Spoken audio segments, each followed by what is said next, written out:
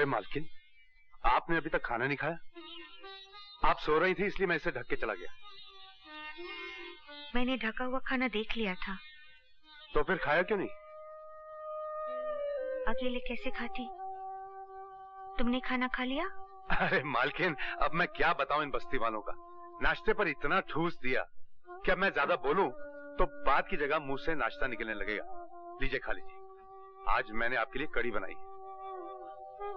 आपको तो याद होगा, कढ़ी पर तो रोहन की जान जाती थी।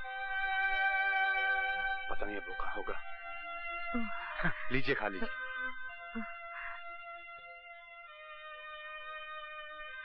अच्छा, तुम मेरे लगते कौन हो जो मेरा इतना ख्याल रखते हो? लगता तो मैं आपका कोई भी नहीं हूं, पर इस भरी पूरी दुनिया में आपके सिवा मेरा कोई है भी नहीं। और आपको मैं याद ही नहीं आ रहा हूं। मैं रवि हूं मालकिन, रवि।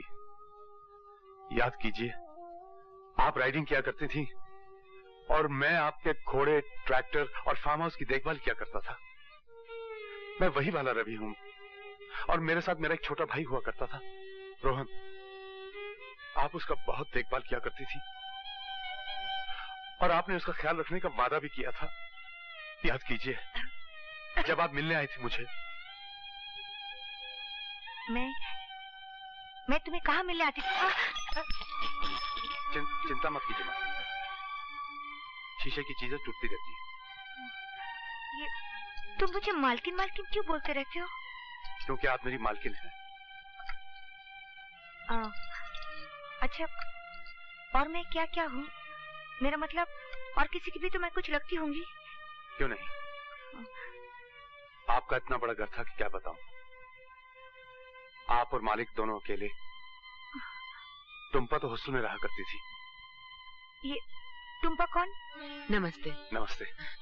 मैं स्टूडेंट्स की किताबों का शुक्रिया अदा करने आई थी। बैठिए ना। और हाँ, ये बिल्कुल वैसी किताब है, BAT bat, CAT cat, RAT rat, जो आप मुझे पढ़ाया करती थी।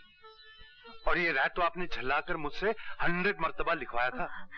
और आपने कहा था कि Ravi, You are a rat, तुम चूहे हो। एक्सक्यूज मी और पार्डन मी, ये भी आप कहा करती थी। आप कहती थी कि रवि, किसी की बात काटनी हो तो पहले एक्सक्यूज मी या पार्डन मी कहा करो। बात कोई खास नहीं कि खुरपी उठाई और काट दी।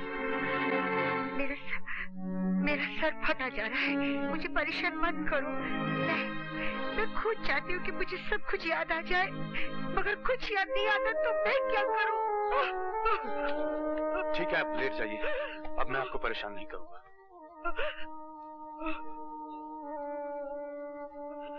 आप बैठिए, मैं चाय बना के लाता हूँ। चाय वाय छोड़ी, मैं घर चलती हूँ। बाहर इतनी जोरदार बारिश हो रही है, आप घर कैसे जाएंगे? बारिश का क्या पता कब रुके। मैं आपको छोड़ देता हूँ।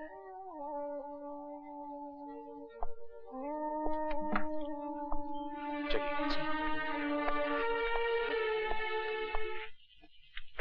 एक बात पूछूं? हाँ पूछो। आप जिन्हें मालकिन कहते हैं, वो कौन है? मेरी मालकिन थी। उनके बड़े से घर में मैं एक छोटा सा नौकर हुआ करता था और मेरा एक छोटा भाई था। आपके भाई कहाँ है? मालकिन की यादों की किसी गली में। और मालकिन? मालकिन और मेरे बीच 12 बरस का एक सन्नाटा है। ना उनका कोई रहा और ना ही कोई मेरा। मुझे सब कुछ याद है और उन्हें कुछ भी याद नहीं। उनकी यादों के साथ मेरा भाई रोहन भी गुम हो गया है। उनकी यादें मिले तो मेरा भाई रोहन मिल जाए। और ये 12 बरस का सन्नाटा क्यों? मैं जेल में था। जेल? गवाहों का कहना था कि मैंने एक लड़की के साथ बलात्कार किया और फिर उसे मार डाला।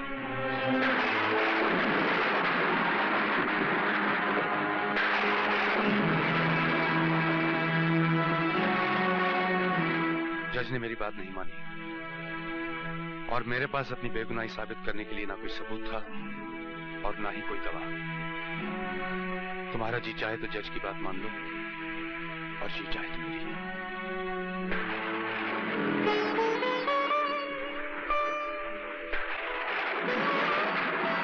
मैं जज की बात नहीं मानूंगी। चलो, मेरी बेगुनाही को मानने वाले 1 से 2 हो गए। पहली मालकिन और दूसरी तुम। जिंदा रहने के लिए ये बहुत है।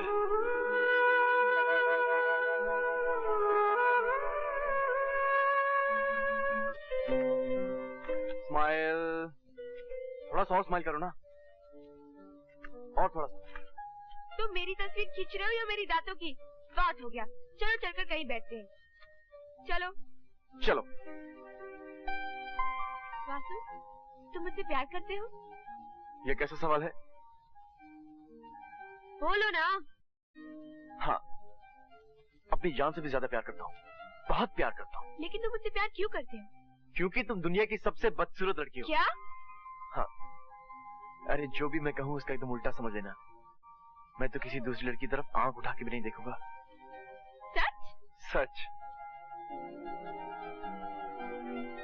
तुम वहाँ क्या देख रही हो? वो जो लोग खड़े हैं ना, वो हिंदुस्तान की सबसे खूबसूरत लड़की को देख रहे हैं, जो इस साल मिस इंडिया चुनी गई है। क्या कह रही हो?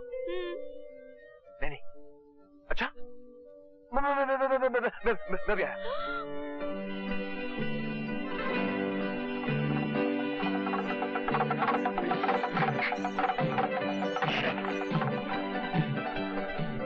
ये क्या मजाक है पायल? क्यों? अभी अभी तो कह रहे थे कि किसी लड़की की तरफ आंख भी नहीं उठाओगे और मिस इंडिया का नाम सुनते ही भाग गए। तुम सब लड़के एक ही जैसे हो। अब मैं तुम्हारी शक्ल भी नहीं देखूंगी। Good bye mister Gujral. Payal, तुम लड़की में यही तो खराबी होती है, जरा जरा सी बात में रूठ जाती हो। अच्छा बाबा, मुझे माफ कर दो। अब मैं किसी लड़की की तरफ आंख उठाकर भी नहीं देखूंगा, चाहे वो बंदरिया ही क्यों ना हो। ओह, क्या हुआ? आंखें क्यों बंद की है? वहाँ एक लड़की पास हो रही थी इसलिए।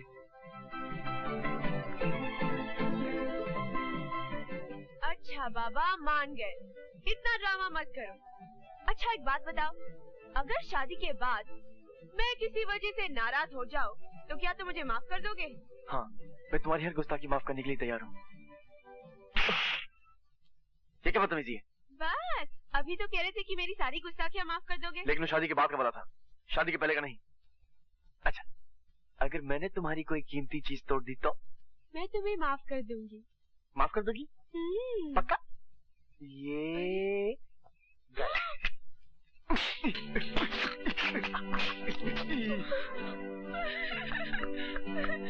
तुमने क्या कर दिया? डैडी ने मुझे प्रेजेंट दिया था। अरे अभी अभी तो तुमने कहा था कि अगर मैं तुम्हारी कोई कीमती चीज तोड़ दूं तो तुम मुझे माफ कर दोगी, और अभी अभी तुम रोने लगी। अच्छा। अरे कहाँ जा रही हो? अगर मैं इस बोतल से बियर पी लूं, तो आपको कोई एतराज है? वैसे तो मैं पीती नहीं। नहीं, मुझे कोई एतराज नहीं है। एक क्या, तो पी जाओ। ऐसे होना चाहिए।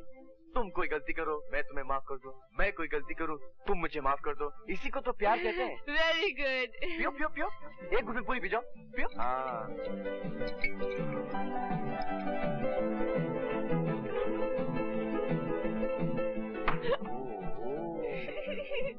तुम कुछ भी कहो, मैं तुम्हें मोहब्बत की जो कुछ नहीं कर सकती।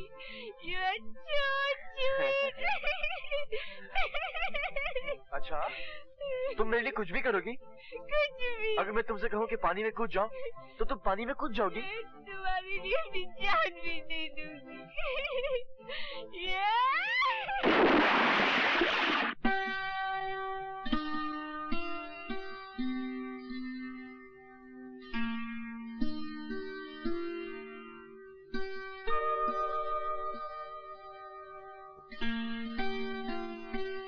मैं कहाँ हूँ और क्या हुआ?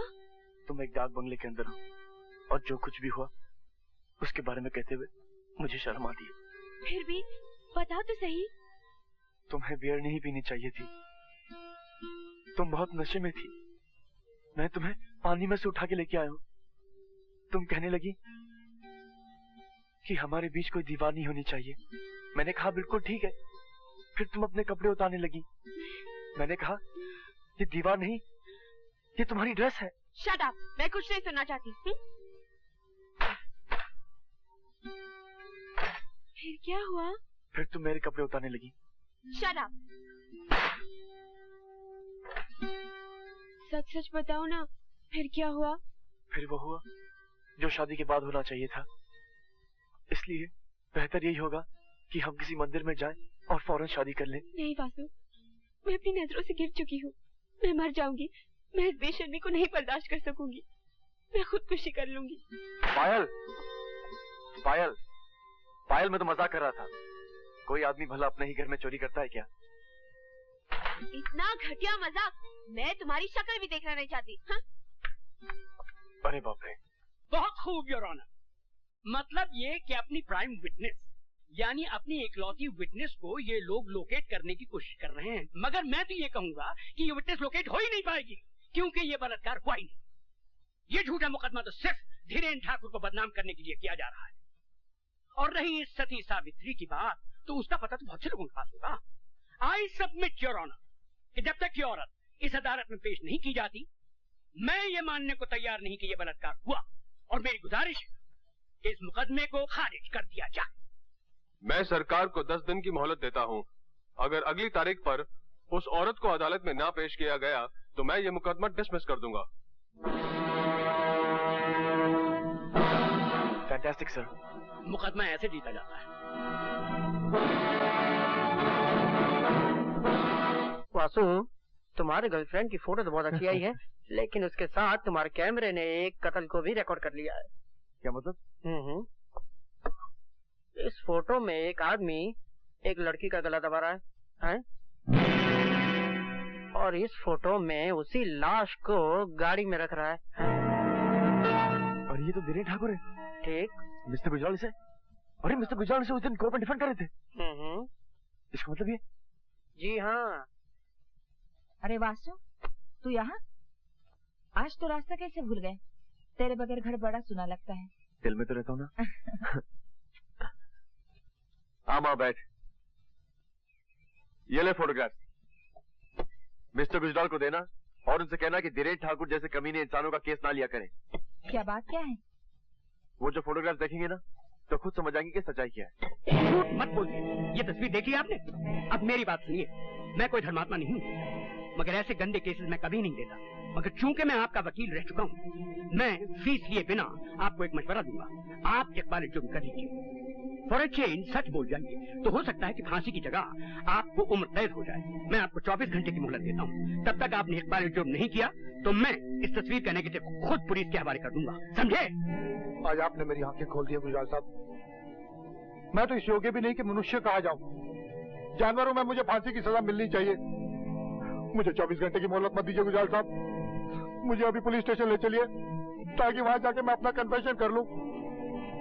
हो सकता है 24 घंटे के भीतर मेरे अंदर का राक्षस जाग बैठे और मुझे फिर से बहका दे। मैं आपके आगे हाथ जोड़ता हूं गुजराल साहब, मुझे अभी ले चलिए और अपने सामने इकबाल जुर्म करवा दीजिए। मैं आपका ये एहसान नई जिंदगी में भूलूंगा ना अगले जन्म में। गुजराल साहब प्लीज प्लीज मुझे ले चलिए। ठीक है, चलता हूँ।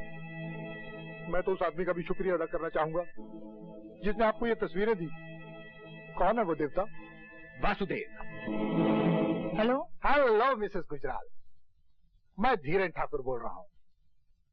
आपके पति परमेश्वर इस वक्त मेरे कब्जे में है और मेरे कुछ नेगेटिव आपके चहेते बेटे वासुदेव गुजराल के पास है।